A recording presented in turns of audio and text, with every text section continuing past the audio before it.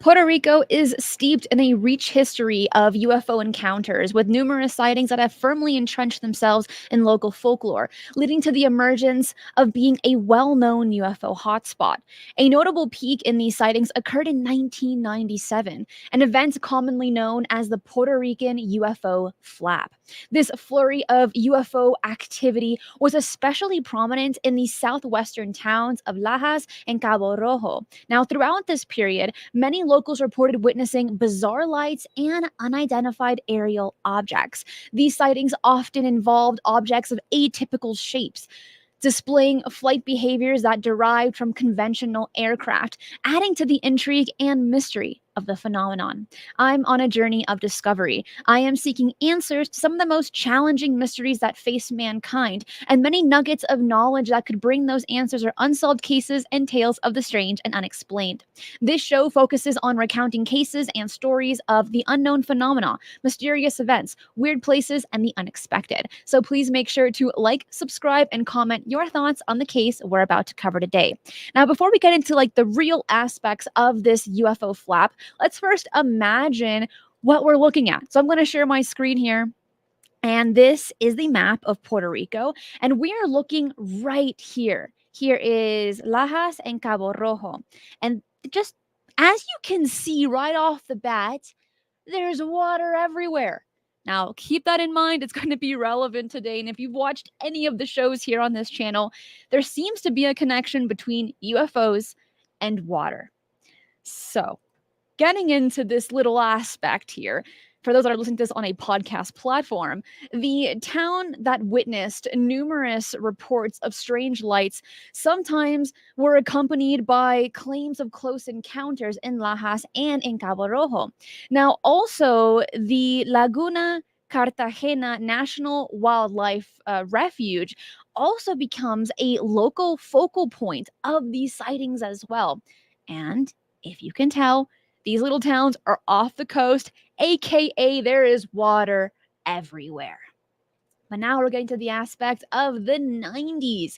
What a great time to be alive. So, the 90s, they were categorized as having an unusually high frequency of sightings, drawing attention from a wide array of witnesses, including local residents and law enforcement officials. The reports varied greatly, ranging from unexplained lights and orbs to more detailed descriptions of structured craft, such as disc shaped and triangular shaped objects, often accompanied by bright lights and capable of rapid, agile movements. And by the way, I have a video for you as well, but a little bit later.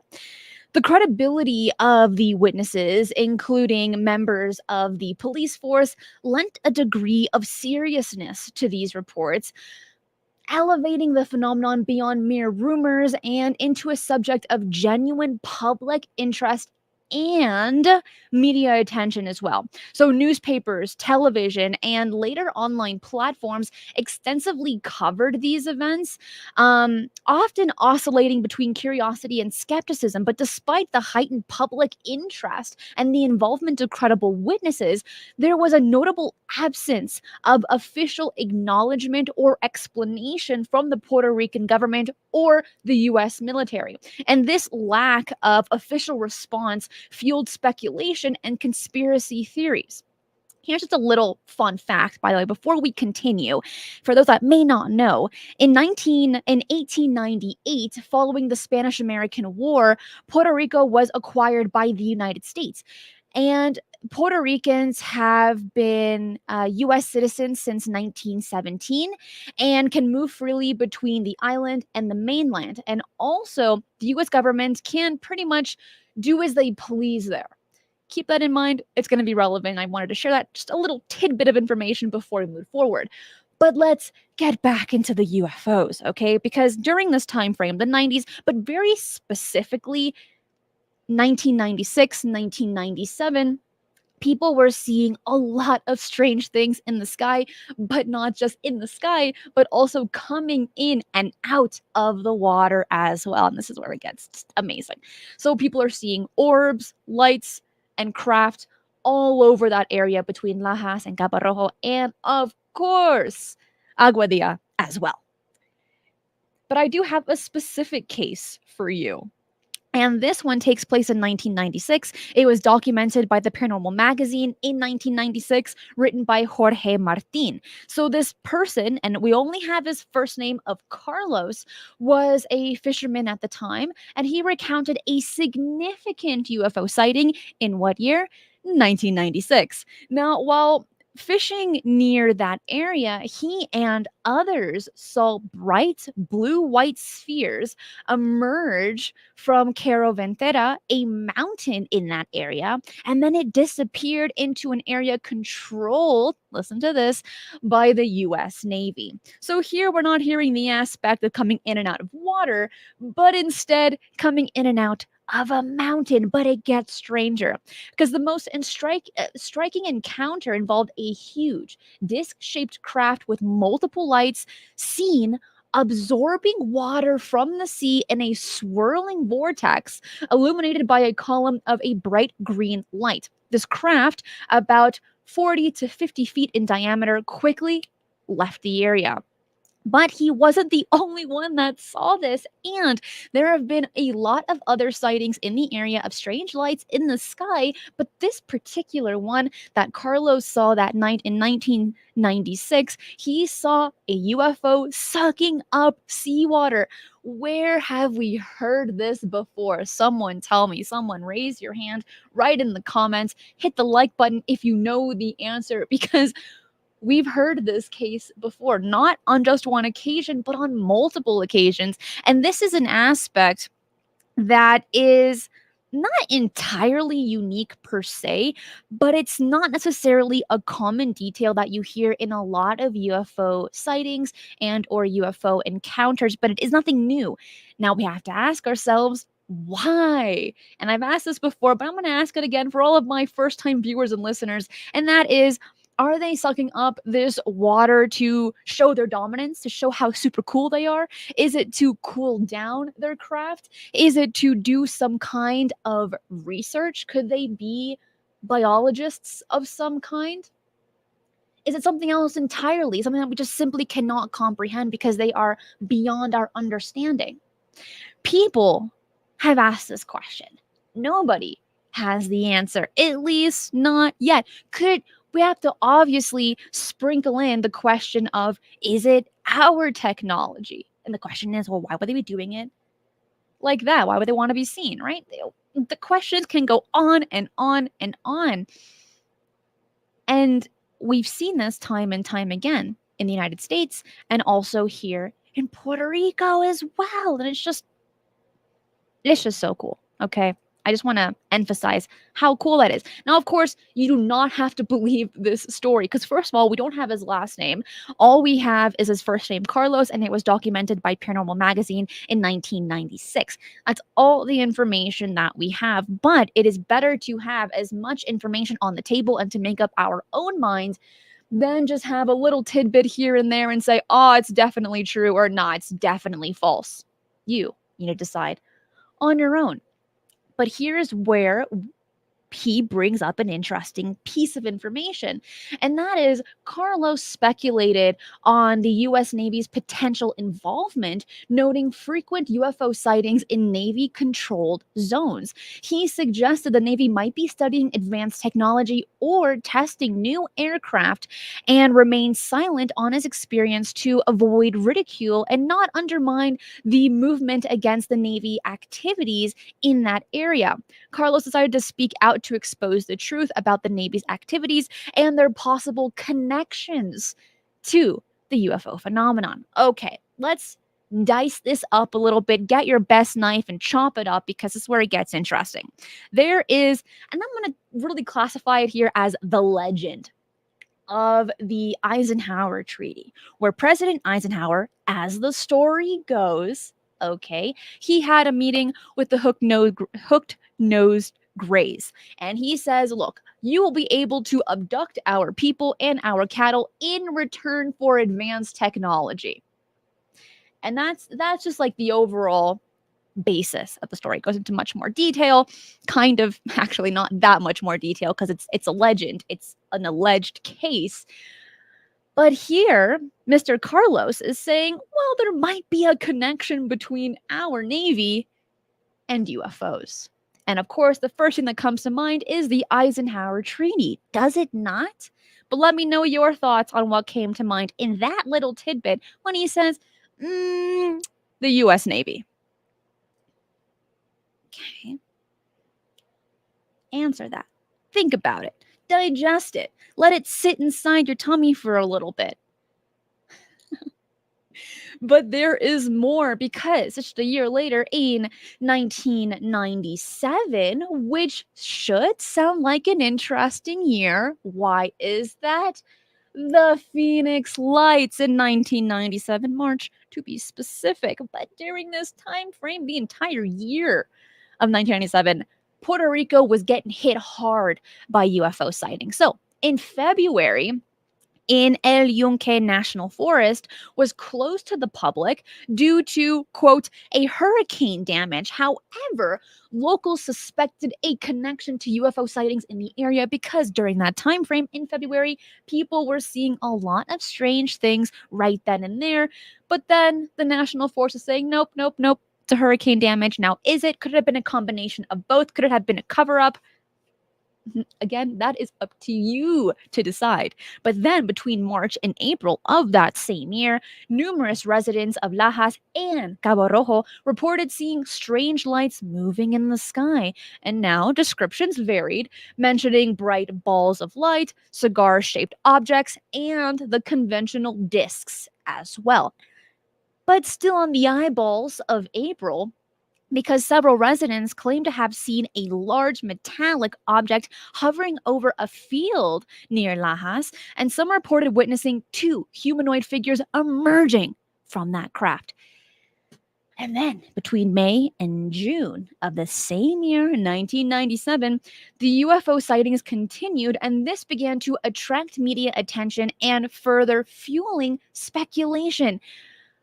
But I have to bring this aspect into this after I show you this image of a newspaper that was written several years later, actually. And then take a screenshot because it's actually a really cool article. I'm not going to read it in detail. But here, the Puerto Rican government downplayed the UFO sightings, attributing them to natural phenomena or a misidentified aircraft. However, the lack of official explanation, this is what people were asking for and not receiving. So then they, the public, were filling in the gaps and they were saying, this is very odd for the government not to tell us an answer. Scratches head, picks nose, writes it on paper. This is very odd. Now, why did I bring this up? People say disclosure will never come from the government. And yet, and look, I'm with you on that, by the way, okay? It will come from the people. But people are looking to the government for answers. And so the year that we're in right now, 2023, and all of this hubbub and interest from the government talking about UFOs, it's a really big step forward just because the fact that they're just acknowledging it, and a lot of people, more than anyone's platform, more people looking at the government just to see how they're reacting. Now, people are going to say, why do you trust the government? It's a catch-22 here. Do or don't. I'm not going to tell you one or the other, but they have the biggest platform to get people interested in a topic. And in this case, when it comes to Puerto Rico, and honestly, in almost any country where a UFO sighting takes place, people look to the government and say, okay, what's the explanation? Is it really Venus? Is it swamp gas? Is it a weather balloon? Come on, give us a ridiculous answer. But when they don't respond, ooh, that's when the mental juices just start flowing all over the place. And they said, okay, it could literally be anything. And then people's minds immediately go to UFOs. Now, let me explain this to you. When looking up cases for Puerto Rico, it was not easy. Now, I've had so many questions, so many comments, so many DMs of like, why does everything happen in the United States? Why is it only UFOs visiting the US? First of all, they're visiting all over the world. But here is the odd part. When you attempt to look at any other country, and I've covered a handful of countries of literally, it's called like the mysteries of, and then fill in the blank, Canada, Peru, parts of the United States, so on and so forth, it is a lot harder to find cases in other countries than the United States. And we have to ask ourselves, why? What the heck? And I do not have the answer for you, but I did want to highlight that. Maybe you might have an answer. Let me know in the comments. I do try my absolute best to read all of the comments because they're not only valuable to me if I have a question and you're able to answer it, but it's also valuable to every single other person that reads your comments. So please, if you have any insights, let me know down below. Now we have to bring in the aspect of media coverage. And again, we have this newspaper image right here on screen. If you are listening to this on a podcast platform, there is a YouTube link right down below. So during this time frame, again, 1997, the Puerto Rican UFO Flap received significant media coverage. Good luck trying to find it, though. Both locally and internationally, and newspapers, television channels, and radio stations covered the story, interviewing witnesses and showcasing footage of alleged UFOs. If you go onto YouTube and you attempt to find an interview, you will find a handful. Even if you type it in Spanish, you'll find a few, but you won't find a significant amount. And why? And I'm going to ask that question maybe a million trillion times until I cross over, because the why is the biggest question. In those interviews that I did look at, obviously, number one, they are in Spanish, so I'm not going to share them with you today, but they were mentioning the flap of 1997, how crazy it was, but also it was so significant that Lajas is known as the Puerto Rican UFO capital of the country. And on top of that, there are some little tourist pieces that we're going to cover just a little bit, referring to UFO festivals and even a UFO like amusement park as well in that area, which I thought was, first of all, super cool. Second of all, I would go as a tourist. Getting into the investigations, despite the widespread media coverage and public interest, at least in that area, no official investigations were conducted in and for the UFO sighting. However, several independent researchers and UFO enthusiasts overtook their own investigations, interviewing witnesses and collecting data. One of those examples is the Paranormal Magazine by the investigator and journalist Jorge Martin. But everyone, hold up, because we got to bring in all the other just wild cases that have taken part in Puerto Rico, and the majority of these locations are just right off the coast of the water. Dun, dun, dun. So in 1975, a group of campers in El Yunque National Forest near Lajas reported seeing a large silent object flying overhead. In 1985, a farmer in Lajas claimed to have seen a large cigar-shaped object flying over his property. Of course, you have 1997, the UFO flap. We won't go into that detail there. But also during that same time frame, you saw bright balls of light, cigar-shaped objects, and disc-shaped objects as well, metallic objects hovering over a field near Lajas, and then, of course, as the story goes, at the very least, two humanoid figures emerging from the craft. I could not find that information. I will not lie to you and say that I could. I could not. But when you type it in, you get that one sentence. Where are they pulling that from? Have it be any article that anyone's written online, they'll mention that, but they'll give you no information. Is it deliberately covered up? Is it a lie? That's where this topic gets so difficult to research, because you do not know the majority of the time which one is which. So the best thing to do is to collect everything and then make up your own mind. That's honestly all you can do here. But there's more. In 2008, you have the Aguadilla lights, and videos surfaced online showing strange lights moving in the sky over the Aguadilla lighthouse, located just northwest of Lajas. Then in 2013, residents of Lajas reported seeing bright lights in the sky moving erratically. Then in 2016, a video circulated online showing a strange light hovering over a field near Lajas. And then In 2020, multiple residents of Lajas reported seeing unusual lights in the sky, including one witness who claimed to have seen a triangular object, which in modern times, more people are seeing triangular objects in any other time frame. There has been research done that UFO researchers have noticed is that different crafts are seen during different time frames. So people during 40s, 50s, and 60s, and I'm guessing here, it's not perfect memory. We're seeing discs and then more circular cylindrical objects. Then we get into more modern times and more people are seeing triangular shaped objects than your classic flying saucers and your more classic cigar shaped or cylindrical shaped objects. Take that with a grain of salt. I'm just adding that little tidbit in there for you. You don't have to tip me for that one.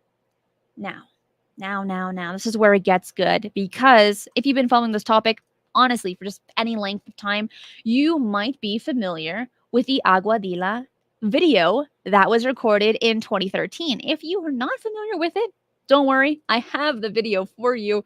And yes, I'm very excited to share that. I'm going to put it on screen right now and then read you some information on it, because there has been some significant research done. Here it is. Let's go ahead and play that. And again, if you are listening to this, jump over to YouTube to watch that video. So the Aguadilla military video of a UFO refers to an incident that occurred on April 25th, 2013, involving an unidentified flying object near Rafael Hernandez Airport in Aguadilla, Puerto Rico. This incident gained significant attention due to the credibility of the footage, which was captured by a thermal imaging camera, which was confirmed that it came from a Department of Homeland Security. So the video, approximately 3 minutes long, shows a dark round object flying across the sky at a relatively low altitude. The object appears to travel at a high speed and without navigation lights, which is unusual for standard aircraft. Notably, the object also seems to skim over the ocean surface and even appear to briefly submerge and split into two separate objects before rejoining and continuing its flight. That's one of the biggest aspects here, is that when it plunges into the water, it turns into two objects. But we have to ask ourselves, okay, if it plunges into the water, you'll get this huge splash like a cannonball. But we don't see that in the video. No, we do not. Instead, it goes into the water and you honestly cannot even tell. It comes out of the water with no splash, no disturbance in the water whatsoever, and turns into two objects. This video gained a lot of attention in 2014, 2015, even in today. There's articles being written about it this year as well. People are like, I've never heard of this. And I'm thinking, it's been out for some time. But yes, it is fascinating. And yet, all we talk about is the tic tac, the gimbal, and the go fast, which, yes, are super cool. Do not get me wrong there. But this one, an object turning into two objects, plunging into the water and showing no evidence of that, dude, that is very mind-blowing here. Now, there has been analysis on the footage, very specifically by the Scientific Coalition of UAP Studies, the SCU, and they wrote a full-blown analysis paper on it. If you are interested in this footage, I highly recommend you go ahead and read that. It is a long read, but they go into extensive detail, collecting all of the data that they can on that. And so they look at the object's speed, flight characteristics, and the fact that it did not appear to be a conventional aircraft or known aerial phenomenon. But of course, we got to bring in the not even the skeptics, the debunkers, okay? Because there's a big difference between a skeptic and a debunker. Skeptics are awesome. They ask questions that maybe some might be a little fearful of, and we need those people. They are critical thinkers. But when you have the debunkers, no matter what information you provide them, they'll say, nope, nope, nope, nope, it's a weather balloon. Nope, it's Chinese lanterns. Nope, it's a seagull. Okay, there is a big difference between the two. Skeptics, great. Yes, fully for it. Don't even be anything else. Debunker, boo. So for this, the debunkers are saying, come on, guys. Come on. Look at this clearly. It's a Chinese lantern. Can you not tell? Others say, you must be out of your mind, Mr. Chinese lantern man. It's obviously a weather balloon. I will not tell you if it's one or the other, but for it to split into two objects and to go into the water and not show any evidence of that, I'm going to humbly disagree here that it could be a Chinese lantern or a weather balloon. Now, could I be wrong? Sure. Yeah, please prove me wrong. I'm okay with that. I want to know the answers instead of living in my false fantasy. I want to know the truth just like you. But to provide that answer and not really give any evidence for that, I'm not buying it. I'm not. I have some more images for you and some more information to share because I love this topic too much. Actually, there's never anything is too much. So let's pull this image back up as a visual aid because you don't want to look at my face this whole time.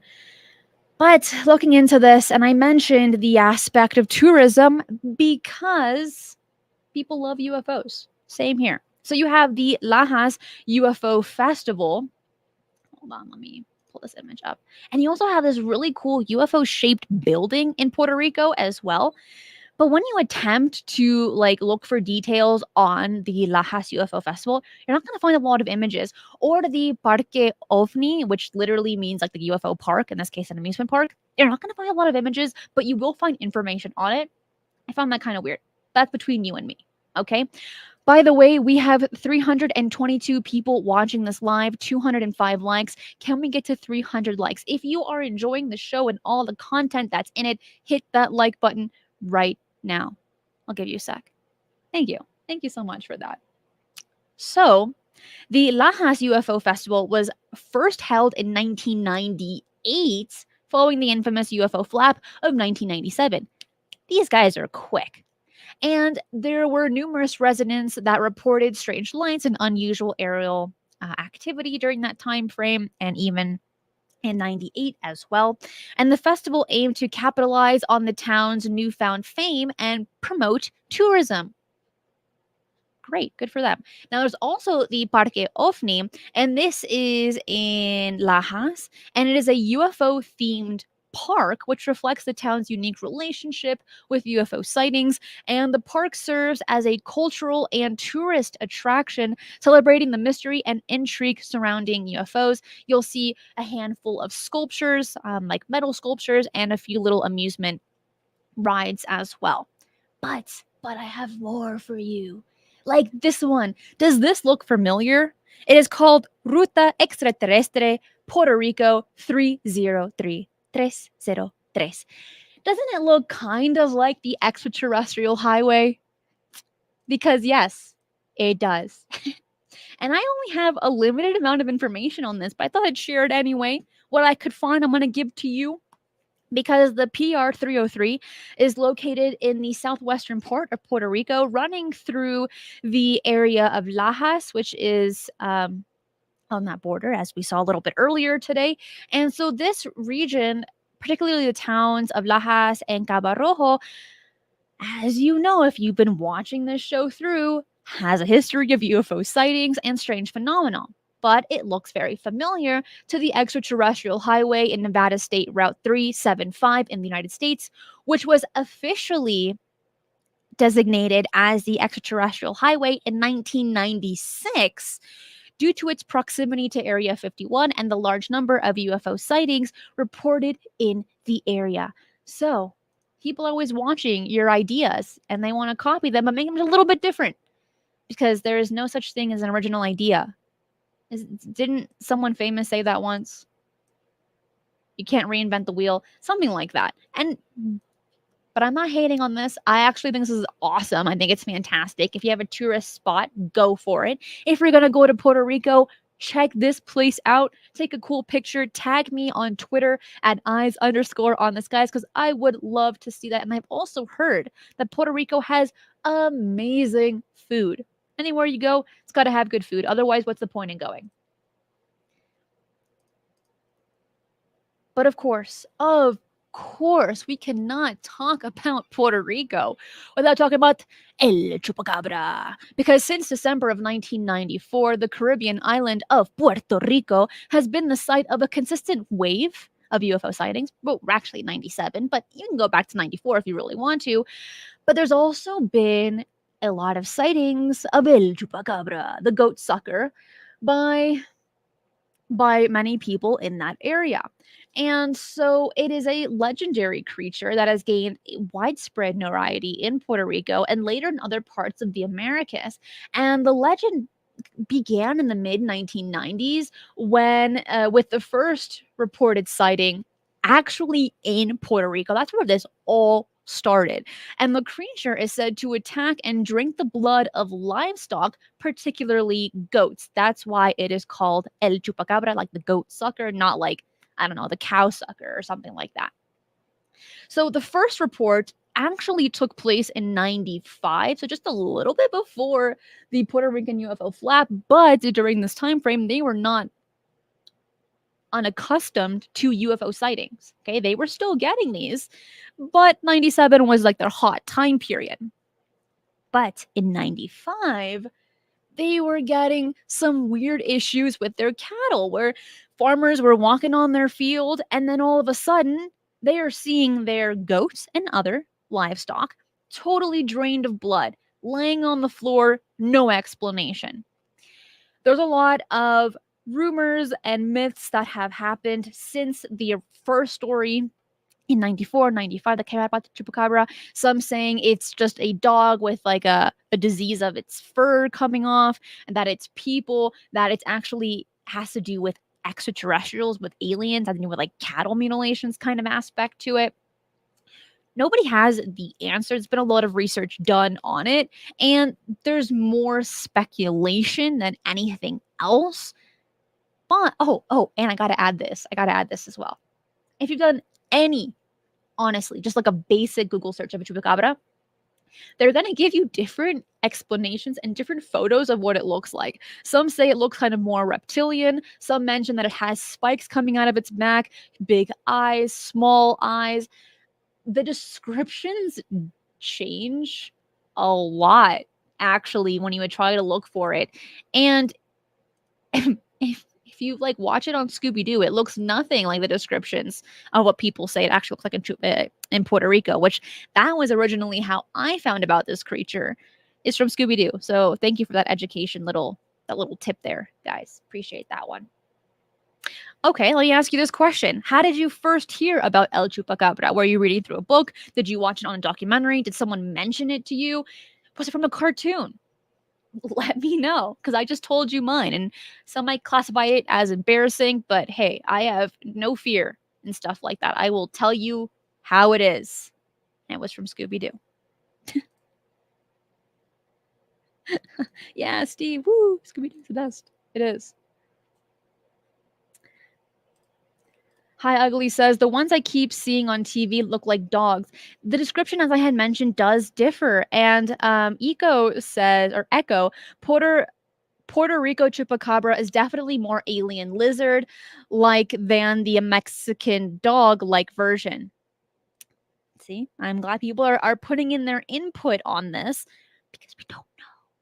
And it's like changing all over the place. Yes, it is. And it's great. Love it.